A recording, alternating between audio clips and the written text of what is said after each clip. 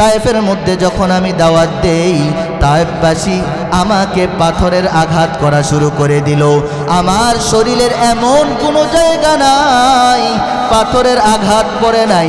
আল্লাহর পয়গাম্বর বলে পাথরের আঘাতের কারণে আল্লাহর পয়গাম্বর অত্যন্ত সুন্দর ছিলেন, পাথরের আঘাতের কারণে ওই সুন্দর চেহারাটা ক্ষতবিক্ষত হয়ে গেল।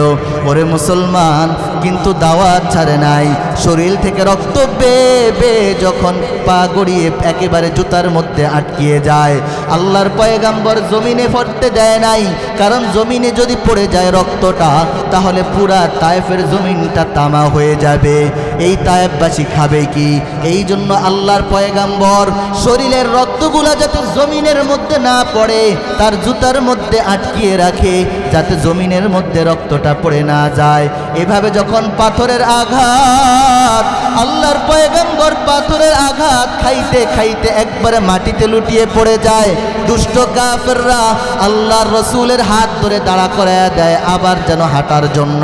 আবার যখন হাঁটা শুরু করে দেয়, আবারও পাথরের আঘাত শুরু হয়ে যায়। এভাবে যখন 2-3 বার আল্লাহর পয়গাম্বর বলে, আমি একবার হাঁটতে পারি নাই, আমি বেহুশ হয়ে পড়ে গেলাম। চতুর্দিক থেকে কাফেররা পাথরের আঘাত করা শুরু করে দিল। যায়েদ ইবনে হারেসা বলে, আমি আল্লাহর পয়গাম্বরকে পাথরের আঘাত থেকে বাঁচানোর অনেক চেষ্টা করেছি, এক পর্যায়ে আমার মাথার উপরে পাথরের আঘাতের কারণে আমিও বেহুশ হয়ে গেলাম।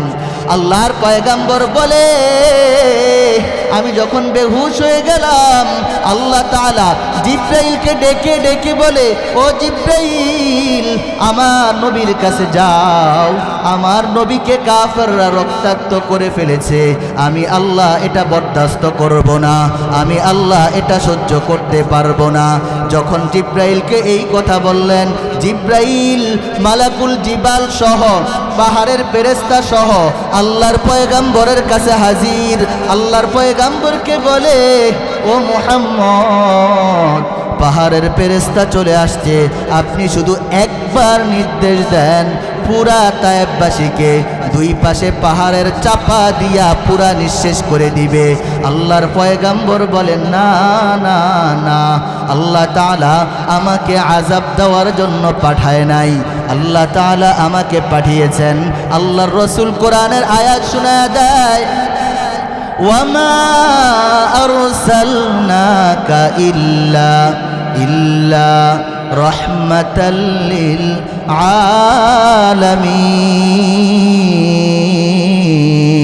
আলামিন। আল্লাহ তাআলা বলেন, এই পুরা জাহানের জন্য, পুরা পৃথিবীর জন্য আমি আমার নবীকে রহমত স্বরূপ পাঠাইলাম, আমি আমার নবীকে দয়া স্বরূপ পাঠাইলাম। আল্লাহর পয়গাম্বর বলে, না না, তারা ইসলাম ধর্ম গ্রহণ করে নাই, কি হয়েছে? পরবর্তী তাদের সন্তানরা হয়তোবা ইসলাম ধর্ম গ্রহণ করবে। আল্লাহর পয়গাম্বর তারপরেও তাদেরকে অভিশাপ দেয় নাই।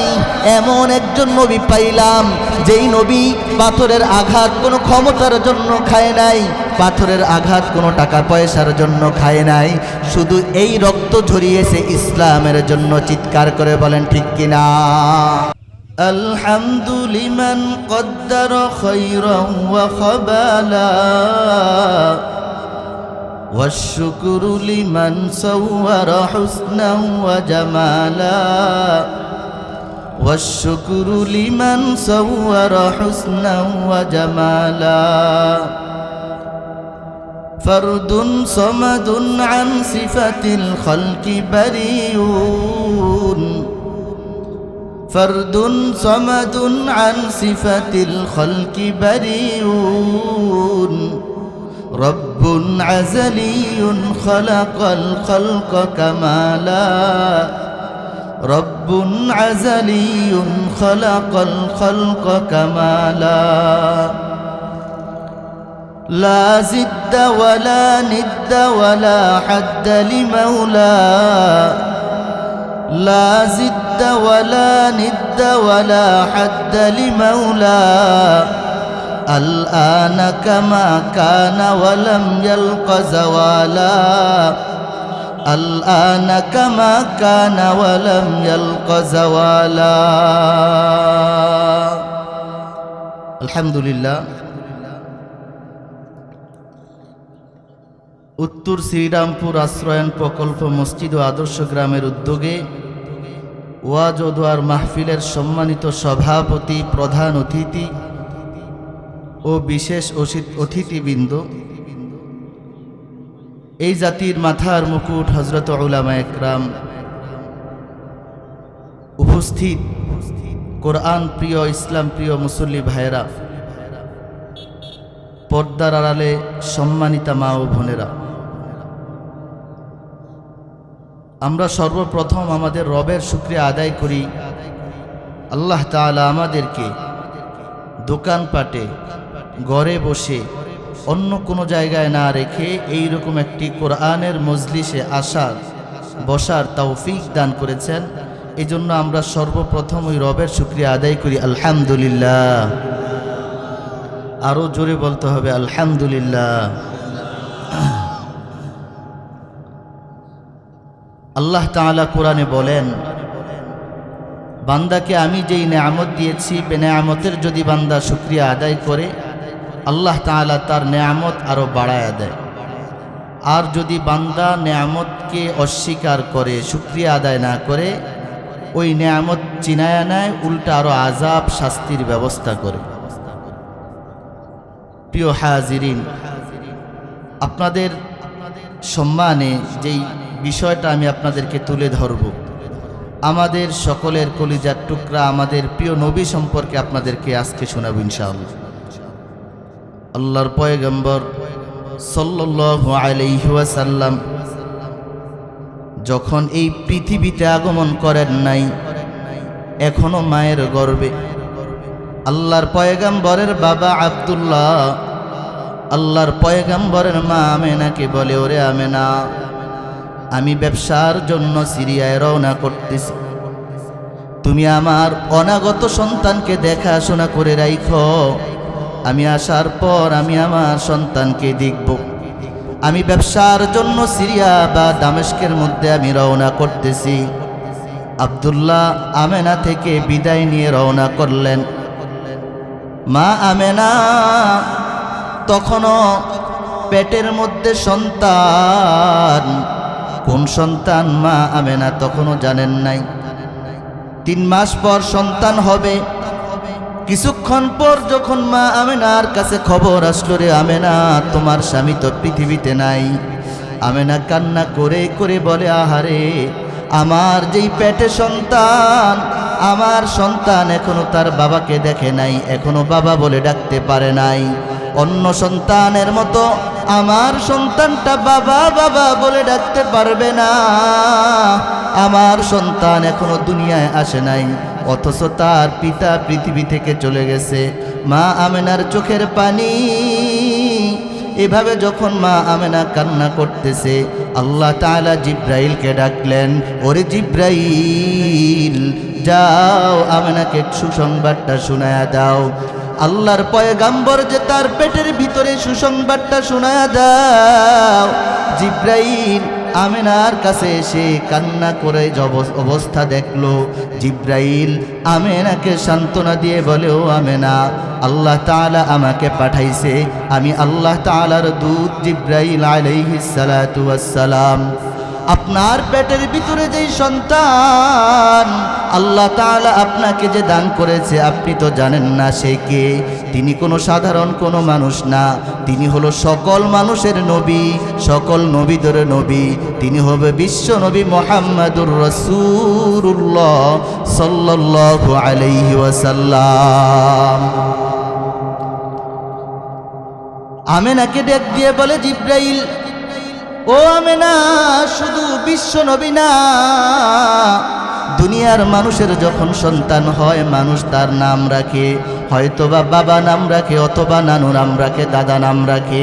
কিন্তু তোমার সন্তান তো সাধারণ কোনো সন্তান না, তোমার সন্তানের নাম স্বয়ং আল্লাহ তাআলা নাম রেখে দিয়েছেন। তার নাম হবে মুহাম্মদ বিন আব্দুল্লাহ। মুহাম্মদ মানে অধিক প্রশংসিত।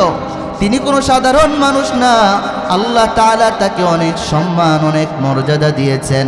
আমেনা এই কথা শোনার পর অনেক আনন্দ পাইলেন, মনের মধ্যে সান্ত্বনা। আমেনা কাজ করতেছে, তার মনের ভিতরে সান্ত্বনা যে আমার কোনো সন্তান সাধারণ সন্তান না, তিনি হলো বিশ্বনবী মুহাম্মদ রাসূলুল্লাহ সাল্লাল্লাহু আলাইহি ওয়াসাল্লাম। আমেনা যেখানেই যায়, আমেনা অন্য কোনো সাধারণ মায়ের মতো না। মায়েরা যখন সন্তান সম্ভবা হয় তখন অনেকগুলা কষ্ট ভোগ করতে হয়। আমেনা বলে, ওরে দুনিয়ার মানুষ, আমার কোনো অন্য মায়েদের মতো কষ্ট করতে হয় না, আমার কোনো ব্যথা বেদনা আসে না, আমার কোনো অন্য মায়েদের মতো বমি আসে না। আমি যেই রাস্তা দিয়ে যাই, মানুষ বলে, ও আমেনা, তুমি যেই রাস্তা দিয়ে যাও ওই রাস্তাটা পুরা সুঘ্রাণ যুক্ত হয়ে যায়। জোরে বলেন না আল্লাহু আকবার, আরো জোরে আল্লাহু আকবার। আমেনাকে ডাক দিয়ে বলে, ওরে আমেনা, তুমি যেখানেই যাও সেখানেই সুঘ্রাণ, যেখানেই যাও সেখানেই সুঘ্রাণ। তুমি যেই জায়গায় যাও, তুমি আরবের মহিলারা কূপ থেকে যখন পানি উঠায় অনেক নিচে পানি থাকে, যখন মা আমেনা ওই কূপের কাছে চলে যায় তখন পানিটা অনেক কাছে চলে আসে। অন্য মহিলারা অপেক্ষা করে কখন মা আমেনা আসবে, পানিটা কাছে আসলে পানিটা উঠাইতে সহজ হয়। পুরা আরবের মহিলারা বলা বলি শুরু করে দিল, আমেনা যেখানেই যায় সুগন্ধি ব্যবহার করে।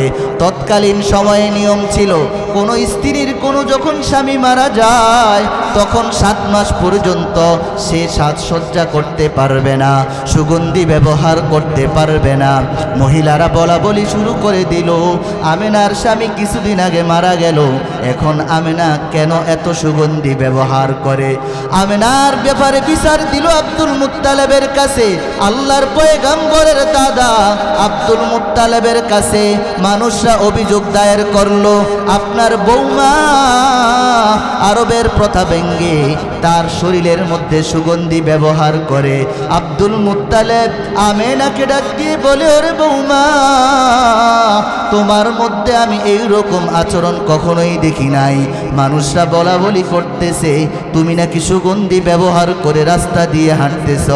আমেনা চোখের পানি ছেড়ে দিয়ে বলে, না না না, যখন পর্যন্ত আমার পেটের ভিতরে সন্তান আল্লাহ তাআলা দান করেছে তখন থেকেই দেখি আমি যেখানেই যাই সেখান থেকেই সুগন্ধি বের হওয়া শুরু করে দেয়। বলে, আব্বাজান, শুধু আমার শরীর থেকে সুগন্ধি বের হয় না, না, বরং আমি যেখানেই যাই সুগন্ধি বের হয়, আমি যেখানেই যাই বরকত বেড়ে যায়। এমনকি আমি যখন থুতু নিক্ষেপ করি ওই থুতু থেকেও সুগন্ধি বের হয়। আল্লাহু আকবার! কেমন বরকতপূর্ণ নবী পাইলাম মুসলমান। আল্লাহর পয়গম্বর যখন দুনিয়ায় আগমন করলেন, কত আকাশ বাতাস সকল মানুষ খুশি হয়ে গেল, কিন্তু মক্কা দুশমন কাফেররা তখনও বুঝতে পারে নাই তাদের ভিত নাড়ানোর জন্য বিশ্বনবী পৃথিবীতে আগমন করেছে। আল্লাহর পয়গম্বর কেমন বরকতপূর্ণ ছিল মুসলমান। সংক্ষেপে বলে যাই, আরবের প্রথা ছিল যখন সন্তান দুনিয়ায় আসে তখন তাদেরকে গ্রাম থেকে মহিলারা এসে শহরের সন্তানগুলা নিয়ে যেত গ্রামের মধ্যে। 2টা কারণে, 1 নাম্বার কারণ হলো গ্রামে গিয়ে গ্রামীণ যেই পরিবেশ, গ্রামীণ যেই অবস্থা সেটা সে উপভোগ করবে। 2 নম্বর, শহরের মধ্যে বিভিন্ন মানুষ ব্যবসার জন্য আসে, এই জন্য ওখানে ভাষা, বিভিন্ন ভাষায় মানুষ কথা বলে। ওই গ্রামে যখন পাঠায় তখন মানুষ সঠিক আরবটা শিখতে পারে, আরবি ভাষাটা শিখতে পারে। এই জন্য তায়েফের অনেক মুসলমান, অনেক মহিলারা মক্কার মধ্যে আসতো মক্কার ছোট ছোট বাচ্চাদেরকে নেওয়ার জন্য। ওই দিক দিয়ে তায়েফের মধ্যে একজন নারী ছিল হালিমাতুস সাদিয়া, তিনিও ওই মহিলাদের সাথে মক্কায় রওনা করলেন।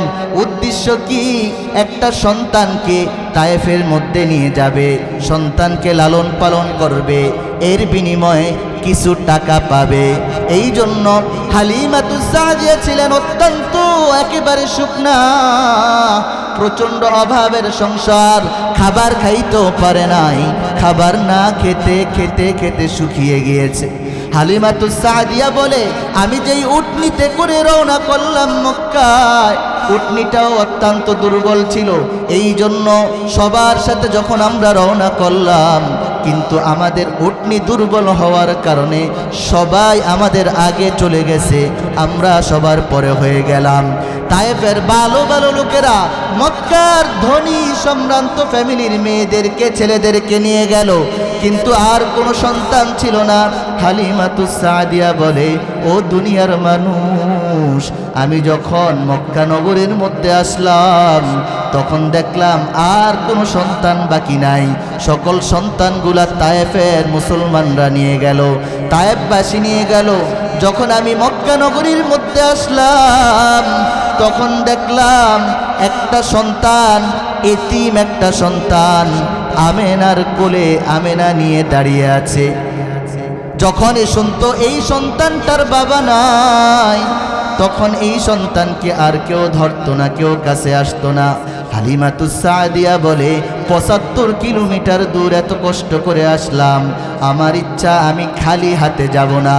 এই জন্য আমি স্বামীকে বললাম, ও স্বামী, ওই যে সন্তানটা দেখা যায়, আমি যাই একটু সন্তানটাকে একটু দেখি, আমি সন্তানটার কাছে যাই। স্বামী বলে, না না, চলো আমরা চলে যাই, কারণ আমরা তো টাকার জন্য আসছি, এই সন্তানটার বাবা নাই, এই সন্তানকে নিলে কোনো টাকা পাওয়া যাবে না। হালিমাতুস সাদিয়া বলে, কেন জানি আমার মনটা টানছিল। আমি যখন সন্তানটার কাছে গেলাম, আমি দেখলাম এত সুন্দর চেহারা, এত সুন্দর চেহারা, পৃথিবীতে আমি কত মানুষ দেখলাম, আমি কত জায়গায় গেলাম, এত সুন্দর চেহারা পূর্বে পৃথিবীতে আমি আর কখনোই দেখি নাই। সুবহানাল্লাহ। হালিমাতুস সাদিয়া বলে, এত সুন্দর চেহারা পূর্বে দেখি নাই। মা আমেনাও বলে, ও হালিমা, আমি এই মক্কা নগরীর মধ্যে বসবাস করি, মক্কা নগরীর মধ্যে কত মানুষ আসে যায় ব্যবসার জন্য, কিন্তু আমি ইতিপূর্বে আমার সন্তানের মতো এত সুন্দর চেহারা আমি কখনোই দেখি নাই। আমি আমার সন্তানের চেহারার দিকে একবার তাকাই আর আরেকবার চাঁদের দিকে তাকাই, আমি দেখি আমার সন্তানের চেহারাটাই বেশি সুন্দর। আরো জোরে বলুন আল্লাহু আকবার। ভাইরা আমার, হালিমাতুস সাদিয়া আমেনার সাথে কথা বলতেছে, আমেনাও প্রশংসা করলো। আল্লাহ তাআলা জিব্রাইলকে ডেকে বললেন, ও জিব্রাইল, হালিমাও বলেছে আমার নবী থেকে সুন্দর নবী, সুন্দর চেহারা কোনো মানুষকে দেখে নাই। আমেনাও বলেছে কোন সুন্দর মানুষকে আর দেখে নাই। ও জিব্রাইল, তোমার কি কথা আছে তুমি বলো না। জিব্রাইল বলে, ও মালিক, আমি পৃথিবীর দক্ষিণ থেকে পূর্বে, পশ্চিম থেকে পূর্বেও পুরা পৃথিবী ছড়ায় বেড়াই, কিন্তু এত সুন্দর চেহারা পৃথিবীতে আমি আর কখনো দেখি না।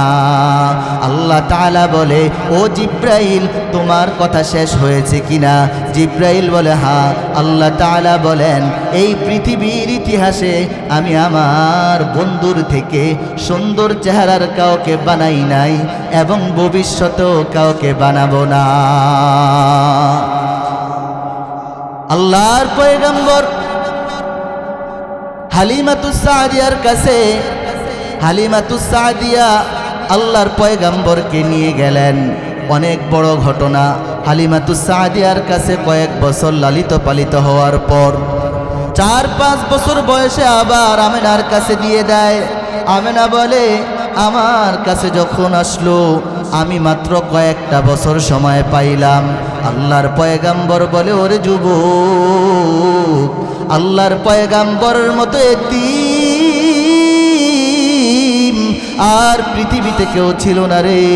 আল্লাহর পয়গাম্বর বলে আমি দুনিয়ায় আসার আগেই তো আমার বাবা পৃথিবী থেকে চলে গেছে। আমার বয়স যখন 6 বছর, আমি আমার বাবার কবরটা দেখতে যাই, তখন আমার মাকেও আমি হারিয়ে ফেলি। আমার দাদা আমাকে মা বাবার আদর দিয়ে বড় করতেছে।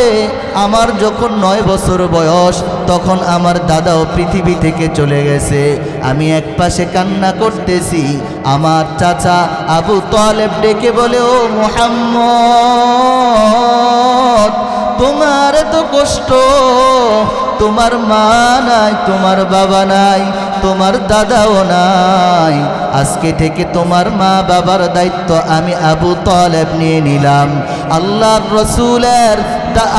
রসুলের চাচা আবু তালেবের কাছে বড় হইতেছিলেন। এভাবে এক পর্যায়ে আল্লাহর রসুলের যখন বয়স 25 বছর হলো, আল্লাহর পয়গাম্বর আম্মাজান খাদিজাকে বিবাহ করলেন। আল্লাহর রসুলের বয়স যখন 40, তখন আল্লাহর রসুল নবুয়ত প্রাপ্ত হন। অনেক বড় ঘটনা, আল্লাহর পয়গাম্বর যখন নবুয়ত প্রাপ্ত হন, তখন মানুষকে গোপনে গোপনে ইসলামের দাওয়াত দিতেছে, নিরিবিলি ইসলামের দাওয়াত দিতেছে। আল্লাহ তাআলা অর্ডার দিয়ে দিলেন, ও নবী আমার, আর গোপনে দাওয়াত চলবে না, এখন থেকে প্রকাশ্যে দাওয়াত দেওয়া শুরু করে দেন। আল্লাহর পয়গাম্বর বলে, আমি আল্লাহ তাআলার আদেশ পাওয়ার পর আমি প্রকাশ্যে দাওয়াত দেওয়া শুরু করে দিলাম। আমি মক্কা নগরীর মানুষদেরকে ডেকে বলি, ও মুসলমান যারা এখনো কাফের আছো, এই যে আসমান দেখতেছ, এই যে জমিন দেখতেছ, এই যে সাগর দেখতেছ, এই যে পাহাড় দেখতেছ, এই আসমান জমিন পাহাড় সব কিছু আমার রব আল্লাহ তাআলা সৃষ্টি করেছেন।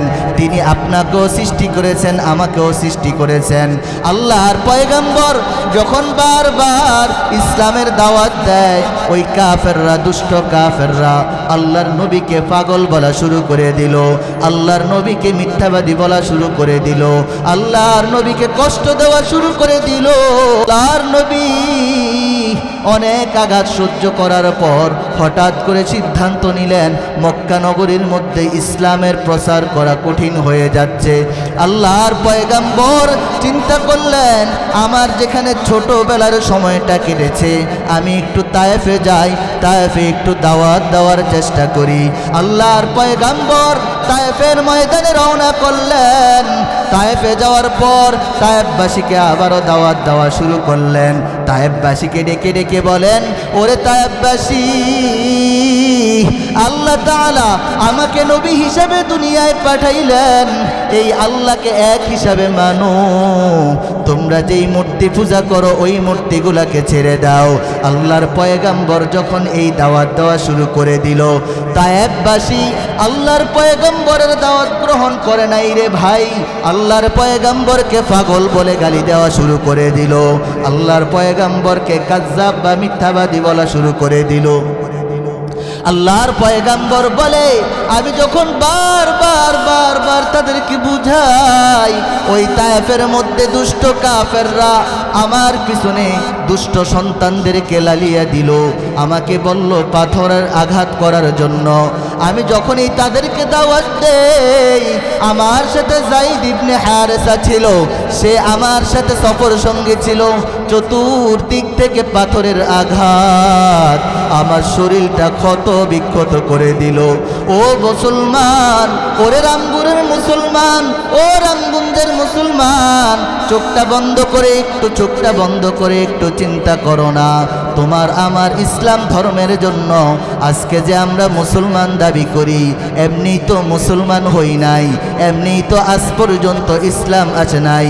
এই জন্য আমার নবী রক্ত ঝরিয়েছে, সাহাবা একরাম রক্ত ঝরিয়েছে, সাহাবা একরাম শহীদ হয়েছে।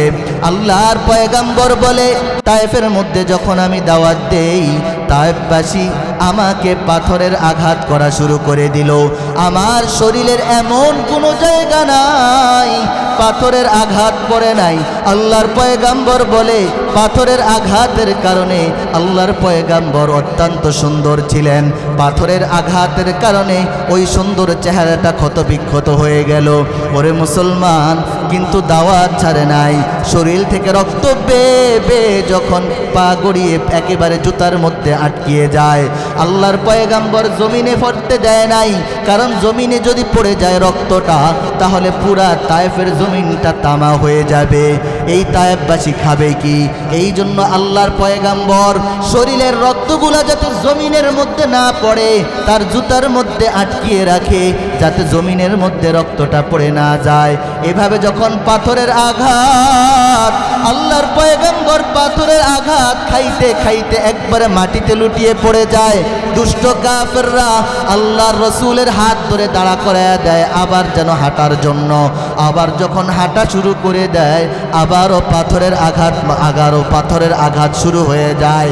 এভাবে যখন 2-3 বার আল্লাহর পয়গাম্বর বলে, আমি একবার হাঁটতে পারি নাই, আমি বেহুশ হয়ে পড়ে গেলাম। চতুর্দিক থেকে কাফেররা পাথরের আঘাত করা শুরু করে দিল। যায়েদ ইবনে হারেসা বলে, আমি আল্লাহর পয়গাম্বরকে পাথরের আঘাত থেকে বাঁচানোর অনেক চেষ্টা করেছি, এক পর্যায়ে আমার মাথার উপরে পাথরের আঘাতের কারণে আমিও বেহুশ হয়ে গেলাম। আল্লাহর পয়গাম্বর বলে, আমি যখন বেহুশ হয়ে গেলাম, আল্লাহ তাআলা জিব্রাইলকে ডেকে ডেকে বলে, ও জিব্রাইল, আমার নবীর কাছে যাও, আমার নবীকে কাফেররা রক্তাক্ত করে ফেলেছে, আমি আল্লাহ এটা বরদাস্ত করব না, আমি আল্লাহ এটা সহ্য করতে পারবো না। যখন জিব্রাইলকে এই কথা বললেন, জিব্রাইল মালাকুল জিবাল সহ, পাহাড়ের ফেরেশতা সহ আল্লাহর পয়গাম্বরের কাছে হাজির। আল্লাহর পয়গাম্বরকে বলে, ও মুহাম্মদ, পাহাড়ের ফেরেশতা চলে আসছে, আপনি শুধু একবার নির্দেশ দেন, পুরা তায়েফবাসীকে 2 পাশে পাহাড়ের চাপা দিয়া পুরা নিঃশেষ করে দিবে। আল্লাহর পয়গাম্বর বলেন, না না না, আল্লাহ তাআলা আমাকে আযাব দেওয়ার জন্য পাঠায় নাই, আল্লাহ তাআলা আমাকে পাঠিয়েছেন।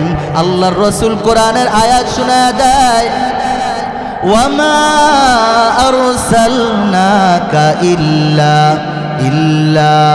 রাহমাতাল লিল আলামিন। আল্লাহ তাআলা বলেন, এই পুরা জাহানের জন্য, পুরা পৃথিবীর জন্য আমি আমার নবীকে রহমত স্বরূপ পাঠাইলাম, আমি আমার নবীকে দয়া স্বরূপ পাঠাইলাম। আল্লাহর পয়গাম্বর বলে, না না, তারা ইসলাম ধর্ম গ্রহণ করে নাই, কি হয়েছে? পরবর্তী তাদের সন্তানরা হয়তোবা ইসলাম ধর্ম গ্রহণ করবে। আল্লাহর পয়গাম্বর তারপরেও তাদেরকে অভিশাপ দেয় নাই। এমন একজন নবী পাইলাম, যেই নবী পাথরের আঘাত কোনো ক্ষমতার জন্য খায় নাই, পাথরের আঘাত কোনো টাকা পয়সার জন্য খায় নাই, শুধু এই রক্ত ঝরিয়েছে ইসলামের জন্য। চিৎকার করে বলেন ঠিক কিনা? আরো জোরে বলতে হবে ঠিক কিনা? নারে তাকবীর, লিল্লাহি তাকবীর। ওয়াজ চলবে। ভাইরা আমার, আল্লাহর পয়গাম্বর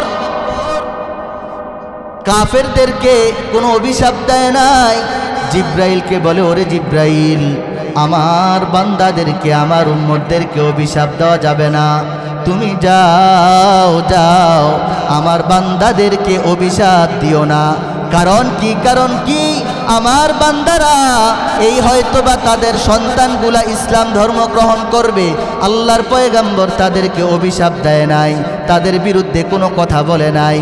আল্লাহর রসুল তাদের জন্য উল্টো আরো দোয়া করেছে। অন্য দিক দিয়ে উহুদের ময়দানে কেমন রক্তাক্ত হয়েছে নবী। উহুদের যুদ্ধ যখন শুরু হয়, আল্লাহর পয়গাম্বর সাহাবীদেরকে বলে, ও সাহাবীরা, যুদ্ধ শুরু হয়েছে, শেষ পর্যন্ত তোমরা ওই পাহাড়ের চূড়ায় থেকে নাড়াচাড়া হবা না। আমরা যুদ্ধে জয়লাভ করি আর যুদ্ধে পরাজয় হই, কোনোভাবেই তোমরা ওই জায়গা থেকে তোমরা এখানে আসবা না। যুদ্ধ শুরু হয়ে গেল। উহুদের প্রান্তরে প্রথম মুসলমানের দাওয়ায় সকল কাফেররা পলায়ন করলো। সকল কাফেররা যখন পলায়ন করলো, মুসলমানরা কাফেরদের গনিমতের মালগুলা খোঁজা শুরু করে দিল। এক পর্যায়ে মুসলমান আল্লাহর পয়গম্বর যে সাহাবীদেরকে বলেছে যুদ্ধ জয় হোক আর বিজয় হোক, কোনোটার মধ্যে তোমরা ওই পাহাড়ের চূড়ায় থেকে আসবা না, কিন্তু কাফেরদের এই কথার খবর ভুলে নাই। সাহাবা একরাম ভুলে গেছে, কাফেরদের ধন সম্পদ গনিমতের মালগুলা নেওয়ার জন্য চলে আসছে। পরবর্তীতে কাফেররা যখন পুনরায় আক্রমণ করলো, উহুদের প্রান্তরে মুসলমানরা অনেক ক্ষত বিক্ষত হলো। একদল কাফের চিন্তা করলো, না না সাহাবীদেরকে মারবো না, এবার মুহাম্মদকে অ্যাটাক করব। কয়েকজন কাফের মিলে আল্লাহর পয়গম্বরকে আঘাত করা শুরু করে দিল। চতুর্দিক থেকে তীর বর্ষণ করা শুরু করে দিল। হযরত সাহাবা একরাম বলে, অনেকের সামনে পিছনে চতুর্দিক থেকে মানব ডাল হয়ে গেল। চতুর্দিক থেকে যখন তীর আসে, কেউ হাতের তালু দিয়ে, কেউ বুক ফেটে দিয়েছে, কেউ পিঠ ফেটে দিয়েছে। চতুর্দিক থেকে তীরগুলা এরকম প্রতিহত করতেছে। কাফেররা দেখলো, না না, মুহাম্মদকে তো এভাবে আঘাত করা যায় না। কাফেররা তো চিন্তা করলো অন্য প্ল্যানিং করা লাগবে। এক দুষ্ট কাফের বড় একটা পাথর নিয়ে আসলো, আল্লাহর পয়গম্বরের সামনে আসলো। আল্লাহর পয়গম্বরের সামনে আসার পর আল্লাহর পয়গম্বরের মাথার উপরে মারলো। সকলের মাথার উপর দিয়ে আল্লাহর নবীর চেহারার মধ্যে পাথরটা মারলো। মায়ার নবী পাথরের আঘাতের কারণে মুখের মধ্যে যে হেলমেট ছিল লোহার, হেলমেটগুলা মুখের মধ্যে ঢুকে গেল। দান মুবারক শহীদ হয়ে গেল, সামনের দাঁতগুলা পড়ে গেল। আল্লাহর পয়গম্বর মাটিতে লুটিয়ে পড়লেন। কাফেররা বলে মুহাম্মদ নাই। কাফেররা আনন্দ শুরু করে দিল। ওদিক দিয়ে সাহাবা একরাম কান্নার আওয়াজ, আমার নবী নাই। যেই দুনিয়ার মধ্যে, যেই জমিনের মধ্যে মায়ার নবী থাকবে না, ওই দুনিয়া ওই জমিনের মধ্যে আমি সাহাবী কেন থাকবো? সাহাবা একরাম চোখের পানি পড়তেছে। কিছু দূর আল্লাহর পয়গম্বরকে নিরাপদ আশ্রয় নিয়ে গেল।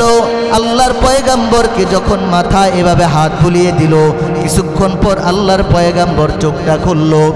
সাহাবা একরাম দেখলো লোহার হেলমেটগুলো এভাবে ঢুকে গেছে ভিতরে। আল্লাহর পয়গম্বর শরীর থেকে রক্ত ঝরতেছে। সাহাবা একরাম চোখের পানি, মায়ার নবী ইসলামের জন্য, দ্বীনের জন্য রক্ত ঝরাইতেছে। ওরে মুসলমান, আমরাও তো মুসলমান দাবি করি, কোনো দিন ইসলামের জন্য রক্ত তো ঝরাইতে হয় নাই, বরং শীতকালে অজু করে মসজিদে আসবো সেটাও তো আমরা পারি না। ও মুসলমান, ভালো করে শুনেন, আল্লাহর পয়গম্বর যখন মাটিতে পড়ে আছে, সাহাবা একরাম দেখলো লোহার হেলমেটগুলা ভিতরে আটকে আছে। এক সাহাবী দাঁত দিয়ে যখন ওই হেলমেটের আংটাটা টান দিয়েছে, আল্লাহর পয়গম্বরের শরীর থেকে চকচক করে রক্তগুলা ঝরতেছে। আর এক সাহাবী বলে, না না, এই রক্ত তো অনেক দামি, এই রক্তগুলা জমিনে পড়তে দেওয়া যাবে না। আরেক সাহাবী কোষ করে আল্লাহর নবীর রক্তগুলা চপচপ করে খেয়ে ফেললেন। আল্লাহর পয়গম্বর বলে, তোমরা সাক্ষী থাকো, যেই সাহাবী আমার রক্ত খেয়েছে, যার শরীরের মধ্যে আমার রক্ত ঢুকেছে, তার শরীর কখনো জাহান্নামে যাবে না। আরো জোরে বলেন না সুবহানাল্লাহ। ভাইরা আমার, আল্লাহর পয়গম্বর এত রক্তাক্ত হওয়ার পর চতুর্দিক থেকে যখন সাহাবা একরাম বেরিয়ে দললেন, ও পয়গম্বর, অন্তত এইবারের জন্য আপনি একটু তাদেরকে বরদোয়া করেন। আল্লাহর পয়গম্বর হাত উঠাইছে, সাহাবা একরাম খুশি, হয়তো বা এইবার একটু বরদোয়া করবে। আল্লাহর পয়গম্বর হাত উঠিয়ে বলে, মালিক, আমার উম্মতরা না বুঝে আমাকে কষ্ট দিয়েছে, আপনি আমার উম্মতের উপর নারাজ হয়েন না, আমার উম্মতদেরকে শাস্তি দিয়েন না। তারা হয়তো বা বুঝে না, তারা আমাকে চিনতে পারে না, আপনি তাদের উপর অসন্তুষ্ট হয়েন না। হযরত সাহাবা একরাম অবাক হয়ে গেলেন, এই বুঝি মায়ার নবী, কত দয়া কত মায়া। ওরে মুসলমান, আল্লাহর রসুল রক্ত ঝরিয়েছে কেন চিৎকার করে বলতে হবে? ইসলামের জন্য, এই দ্বীনের জন্য। হযরতে সাহাবা একরাম এই দ্বীনের জন্য রক্ত ঝরিয়েছে। আহারে হযরতে বেলাল এই ইসলামের জন্য কেমন রক্ত ঝরিয়েছে। হযরতে বেলাল বলে, একদিন আমি একজনের গোলাম ছিলাম, আমি যার গোলাম ছিলাম উমাইয়া ইবনে খলফ। উমাইয়া ইবনে খলফ আমাকে অনেকগুলা চাল দিয়ে বলছে, ওরে বেলাল, এই চালগুলা গুঁড়া করে আমাকে পিষে পিষে গুঁড়া করে আমাকে দিও। হযরতে বেলাল বলে, আমার মনিব যখন আমাকে বলেছে চালগুলা গুঁড়ো করে দেওয়ার জন্য, আমার শরীর প্রচণ্ড অসুস্থ ছিল, কিন্তু আমি লজ্জায় আমার মালিককে আমি বলতে পারি নাই। আমি বারবার মালিককে বলতে গিয়েও আমি বলতে পারি নাই। সে রাতের বেলা চালগুলা দিয়ে চলে গেছে। আমার প্রচণ্ড জ্বর, অসুস্থ শরীর নিয়ে আমি রাত পর্যন্ত চালগুলা জাতা দিয়ে পিষে পিষে গুঁড়া করলাম, কিন্তু আমি অর্ধেকগুলা চাল গুঁড়া করার পর আমার শরীরটা মারাত্মকভাবে অসুস্থ হয়ে গেল। আমি আর শরীরের মধ্যে শক্তি পাই না, আমি আর শরীরের মধ্যে শক্তি পাই না। আমি শুয়ে পড়লাম, আমি অজ্ঞান হয়ে গেলাম। হযরতে বেলাল বলে, ওই অবস্থায় সকাল হয়ে গেল। ফজরের পর আমার মালিক উমাইয়া ইবনে খলফ দরজার কাছে এসে বলে, ওরে বেলাল, গতকালকে রাতে যে তোমাকে চালগুলা দিয়েছি গুঁড়া করার জন্য হয়েছে কিনা? বেলাল বলে, মনিব, অসুস্থ থাকার কারণে আমি পরিপূর্ণ চালগুলা গুঁড়া করতে পারি নাই, তবে অর্ধেকগুলা চাল আমি গুঁড়া করেছি। এই কথা শোনার পর সাথে সাথে বেলালকে এত জোরে একটা চটকানা মারলো, থাপ্পড় মারলো। বেলাল বলে, আমি সাথে সাথে মাটিতে পড়ে গেলাম। আমাকে মায়ের পিট করা শুরু করে দিল, আমার কোনো কথা শুনলো না। আমাকে আঘাত করতে করতে আমাকে একেবারে ঘর থেকে বের করে দিল। হযরতে বেলাল বলে, আমার বুকের ভিতরে এত জোরে লাথি মেরেছে, আমার মৃত্যুর আগ পর্যন্ত আমার ওই বুক ব্যথা কমে নাই। এত জোরে লাথি মেরে ঘর থেকে বের করে দিয়েছে, আমাকে কোনো খাবার দেয় নাই। 3 দিন পর্যন্ত আমি রাস্তার মোড়ায় বসে বসে কান্না করলাম। আমার শরীর প্রচণ্ড অসুস্থ, জ্বর আক্রান্ত, আবার ক্ষুধার্ত। আমি ওই মায়ের খেয়ে আরো বেশি অসুস্থ হয়ে গেলাম। রাস্তার পাশে আমি কান্না করতেছি। 1 দিন 2 দিন কত মানুষ যায়, কিন্তু কোনো ব্যক্তির আমার প্রতি মায়া লাগে না। এভাবে যখন 1 দিন 2 দিন 3 দিন অতিবাহিত হলো, ওই রাস্তা দিয়ে আমার আপনার প্রিয় নবী মুহাম্মদুর রাসূলুল্লাহ সাল্লাল্লাহু আলাইহি ওয়াসাল্লাম রওনা করলেন।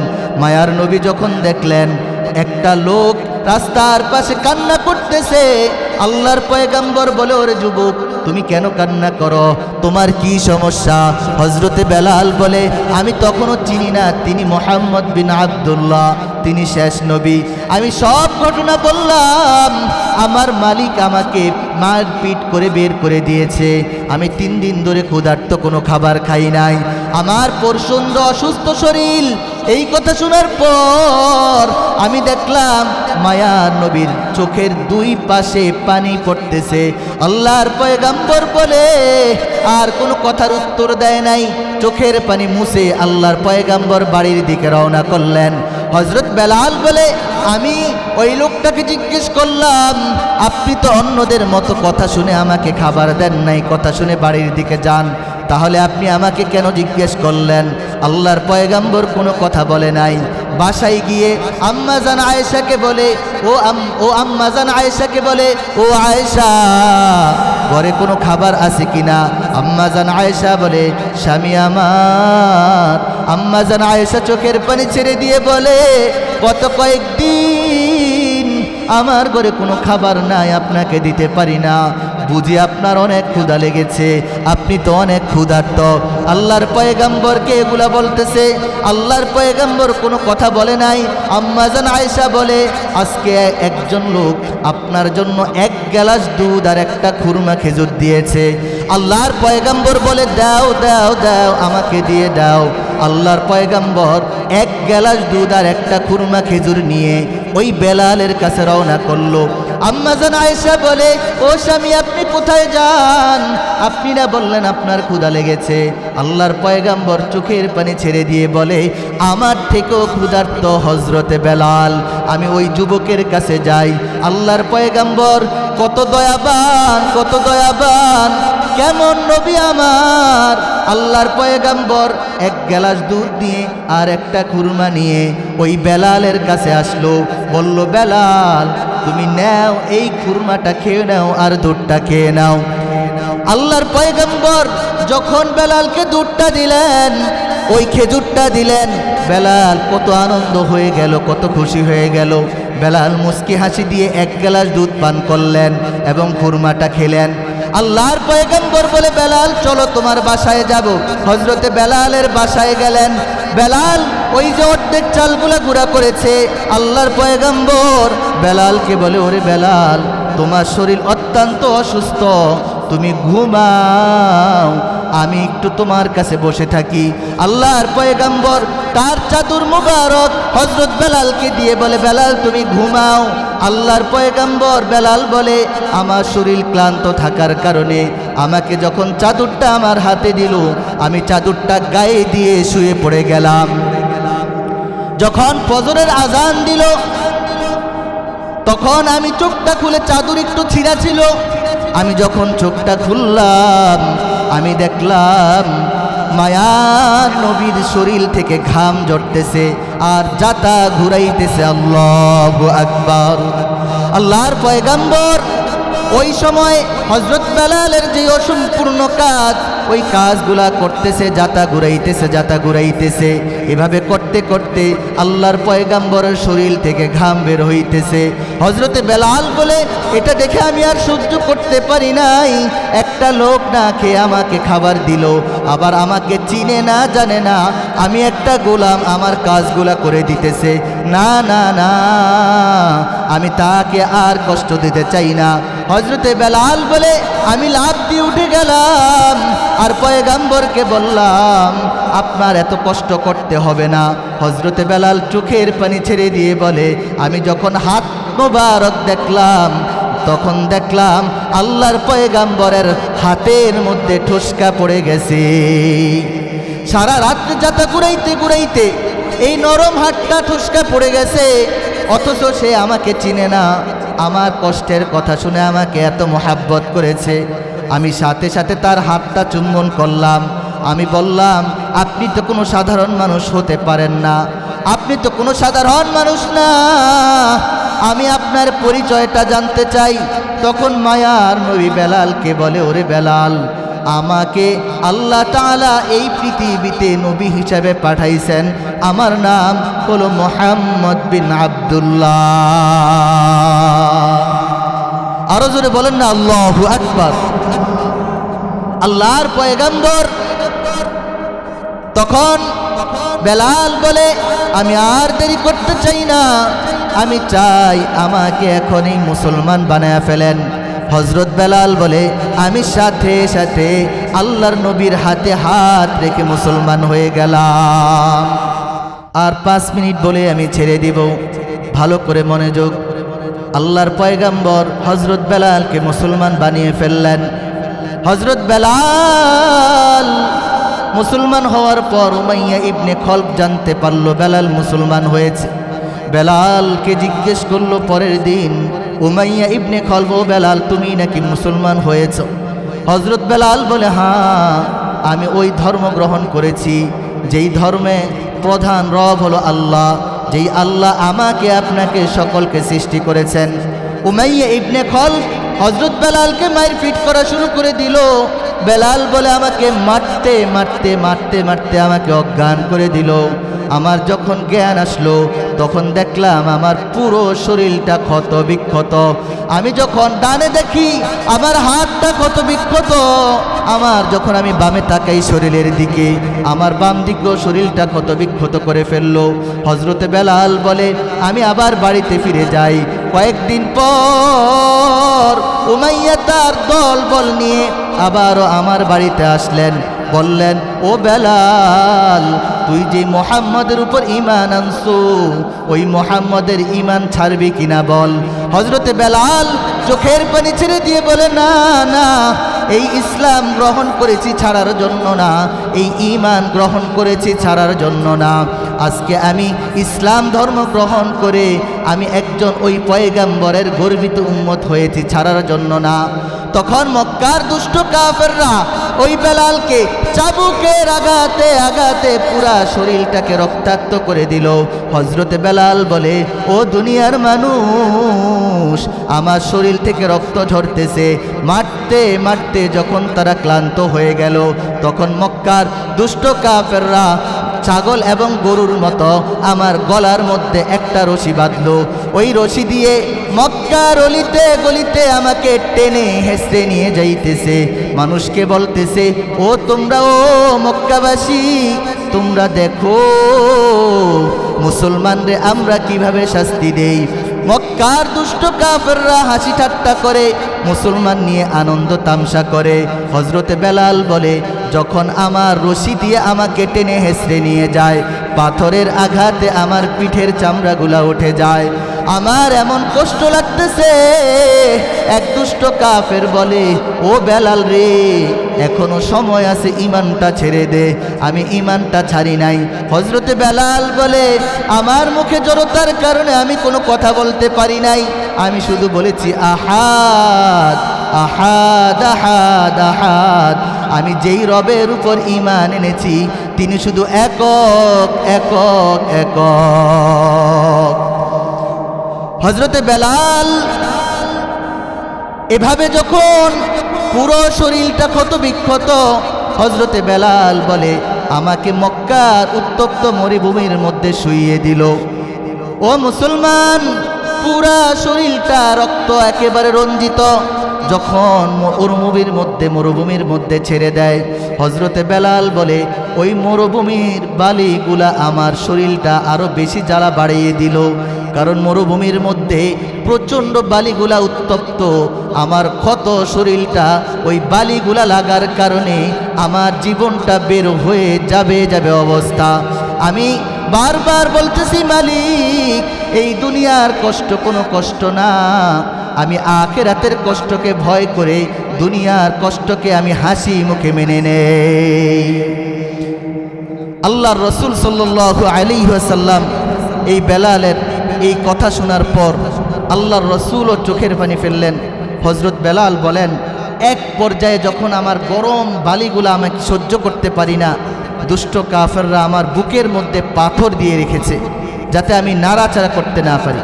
প্রিয় ভাইরা, ইসলামের জন্য আমার নবী রক্ত ঝরিয়েছে, হযরতে সাহাবা একরাম রক্ত ঝরিয়েছে, শহীদ হয়েছে।